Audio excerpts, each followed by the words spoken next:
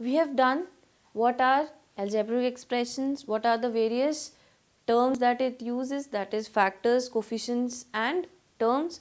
After that we did addition. Now we will be doing addition and subtraction. Before moving on to addition and subtraction, I will be focusing on this table of mine, that is you should be knowing what kind of expression it is depending on the number of terms in the expression. Now say for example the expression has one term. Let us take one example. The expression has this term 4x. This is having only one term, so this will be known as my monomial. Another example, m square or 16m square. One term only, so this is also one monomial. What will be the example of binomial? Bi means 2, mono means 1. So bi means 2, that means it will be having two terms. With what will be my two terms? They can be x square plus 2x, x plus 2, y minus 14y, anything, right? Now what will be the trinomial? Tri means 3. So trinomial will be having how many terms? 3 terms. So the example of trinomial would be, say 14x square plus x minus 2. Another example for trinomial would be x square plus x minus 1. This is also having 3 terms. So again this is example of trinomial. Now what is the polynomial? Polynomial, poly is giving us this example itself, that is many. You are familiar with the term poly, right? So poly means many, that means 3 or more than 3. It could be 4, 5, 6 or infinite terms.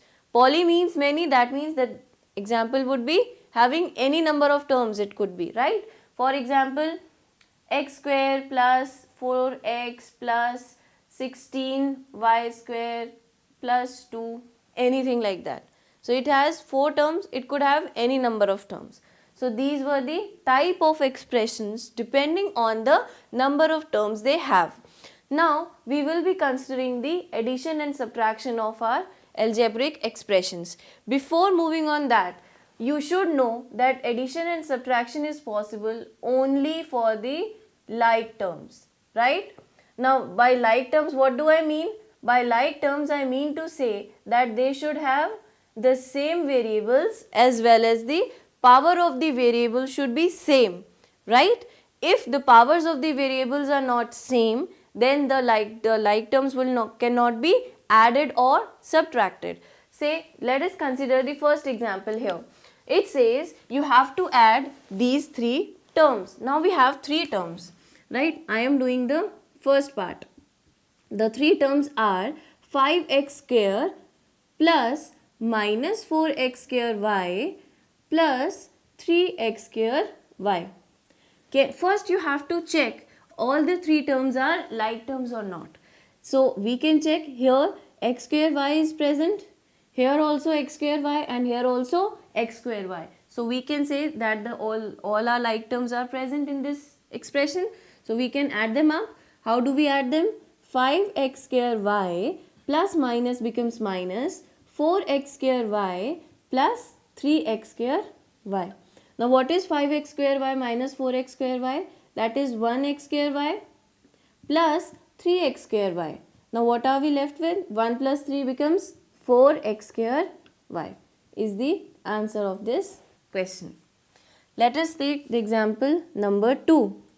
It says you have to add these 3 terms. Now you can check, the first question had only one term in each case. That means we were adding monomials. Now we have 2 terms in each case. That means we will be adding binomials. Now how do we add binomials? Let us write them first. M square n minus 3mn plus m square plus mn, and the last is mn plus n square. Now we can see here, first of all we have to check whether these are like terms or not. Okay, let us check. M square n is there. Okay, m square n is not present.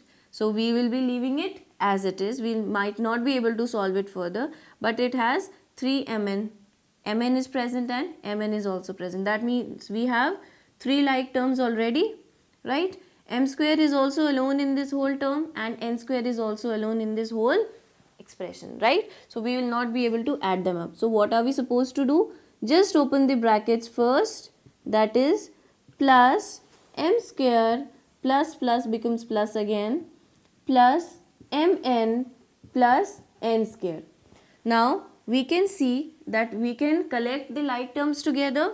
Let us write the first term as it is because we don't have its like term with us. So we'll be leaving it as it is. The next term is 3mn as it is. We will bring the mn's together, that is plus mn plus mn. The plus m square goes and then the last term. Now we can see this cannot be solved any further, but these can be solved. So minus 3mn plus these becomes 2mn. So minus 3 plus 2 becomes minus 1mn plus m square plus n square. This is the answer. You can check here that this cannot be solved any further, right? Because this expression is not having the like terms anymore. So this cannot be solved any further. That means we will be leaving our answer here itself. What otherwise you can do is, for the addition of binomials, trinomials or polynomials, what is the other way to do it? You can do it in column method. How is the column method done? I will be teaching you now. We will write the first expression, that was m square n minus 3mn. What is my next expression? M square plus mn. See, I don't have m square term in this. So where I will be writing m square? I will not be writing it here. Rather, I will be leaving this both the places and I will write m square over here with its sign. It was plus, so I wrote plus m square. Now I am having plus mn in this. I will be writing mn below the mn term, right? You have to write the like terms below the like terms only, right? That is the rule for the column method.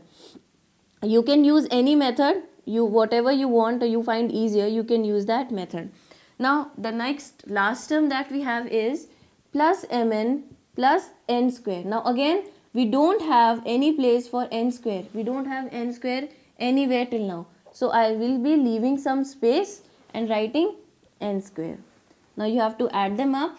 This remains m square n only, minus 3mn plus 2mn becomes minus mn. Now plus m square remains as it is and plus n square remains as it is. So what are we left with? The same answer. I did this with the both methods. Whichever suits you, whichever method you find easier, you can use it. Now I will be doing some subtraction terms also. Now let us check the subtraction, how is to be done. We have to subtract 9xy square from 12xy square. So we will write 12xy square minus 9xy square. Now what is the answer? Because they are like terms, they can be subtracted, right? Before doing addition and subtraction of algebraic expressions, you must check whether they are like terms or not. Addition and subtraction is only done for the like terms, right? So because they are like terms, they have the variables same as well as their variables have the same power. So we can subtract them easily. What is 12 minus 9? It is 3 and the variables remain as it is. The answer number 4. So we have to subtract 8x square minus 2x from this term.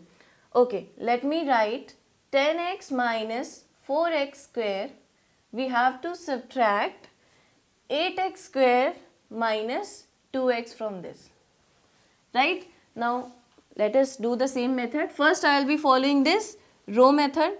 Then I will be teaching you the column method also. Now the row method goes like this. 10x minus 4x square minus opens the bracket, so it becomes minus only. Why? Because minus plus becomes minus only. Now minus and minus will become plus, that is plus 2x. Now we can identify our like terms, we can place them together. 10x plus 2x minus 4x square minus 8x square. Now 10 plus 2 becomes 12x minus, what is 4x square minus 4, 8? It is minus 12x square. So we can see that this cannot be solved any further. Why? Because both have both are having the same variables, that is x, but both the terms have the powers of variable different. This has the power 2 and this has the power 1. So these cannot be solved any further because they are unlike terms. So we leave the answer as it is. Now how can you apply column method for subtraction? I'll be teaching you this now. The column method goes the same way. The rule remains the same. You have to write the like terms below the like terms only.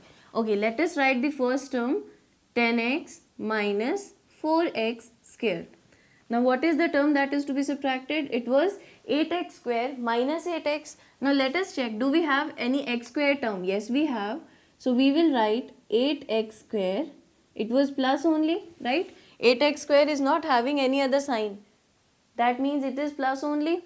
So we will write plus 8x square below minus 4x square. What is the next term? It is minus 2x. Do we have any x term? Yes, we do have. So we will write minus 2x below the 10x term. This step is same for addition also and subtraction also. But only one difference comes now. When you are adding the terms, you just wrote the term below the another term, like terms you wrote below each other and you added them depending on their signs. But here what is to be done? You write the like terms below the like terms and the below expression, the lower expression must have its sign reversed. What do I mean by that? If this term has sign minus, I will make it plus, and if this term is having plus sign, I will make it minus. Now you will be solving them and you will consider these signs now. You will not be considering the previous signs, right? This is done only for the subtraction case. Now what will be the answer? What is 10x plus 2x? It is 12x. What is minus 4x and minus 8x? It is minus 12x square. Got it? So the basic steps remains the same in both the cases. That is, we have to write like term below the like term. When you are adding, you can add them directly. But when you are subtracting, you have to change the sign of the lower expression and solve it. Rest remains the same.